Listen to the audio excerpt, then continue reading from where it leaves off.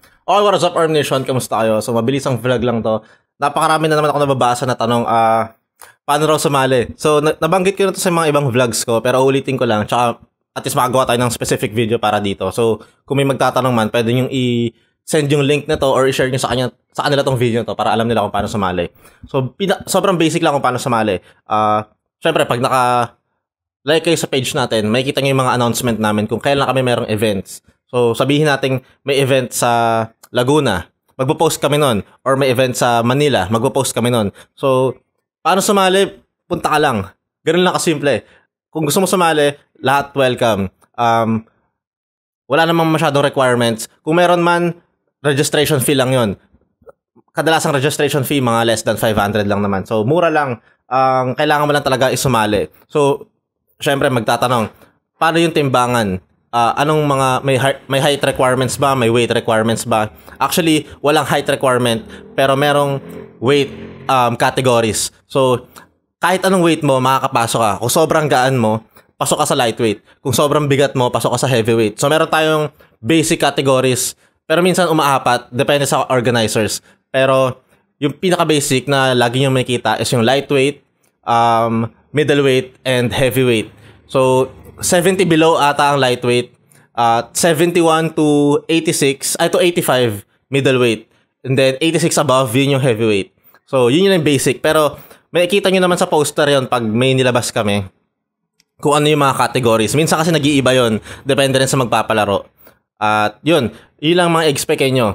Kung gusto mong sumali, kung gusto mong maka-join, mag-antay ka lang ng event. As of now, kasi wala pang mga events na parating. Pero pag meron, magpo-post naman kami. So, make sure na nakasubscribe kayo or nakafollow kayo sa page para pag nag-announce kami, makikita nyo. So, sa mga practices naman, kung gusto nyo mag-join ng mga practices, kasi yun nga, medyo madalang ang tournament or events ngayon sa arm wrestling. So, may kita nyo bakit kami nakakapag-arm wrestling. Yung mga napapanood, yung mga practices lang yon. Ang recommended ko sa inyo, yung iba kasi gustong sumali sa team ko, pero hindi lahat pwedeng mag-join dahil yung iba kunyari malalayo, sabihin natin taga Baguio kayo. Cavite kami. So, alangan naman mag-join kayo sa team namin pero magkaiba tayo ng lugar. Pwede naman yon, kaso hindi hindi regular yung magiging practice mo sa amin. So, ang maganda, i-recommend ko na kung kunyari, taga Laguna ka, maghanap ka ng Team Laguna. Maraming teams kasi sa Pinas eh. Actually, feeling ko buong Pilipinas may mga teams na. So, hahanapin mo lang kung saan lugar ka. For example, Nueva Ecija. Taga Nueva Ecija ka, example. Merong team sa Nueva Ecija. Mas maganda doon ka mag-join kaysa sa team namin. Bakit? Para every time na meron silang practice, hindi kasali ka. Kasi, kung kunyari sasali ka sa team namin pero taga malayo ka, bihira ka lang makaka-join. Pero, hindi ko sinasabing bawal kayo mag-join sa team namin. Kung kunyari, nakahanap ka na ng team and then meron kang time na makakadayo ka ng Cavite, hindi magkita tayo, di ba? Tapos mag-training tayo.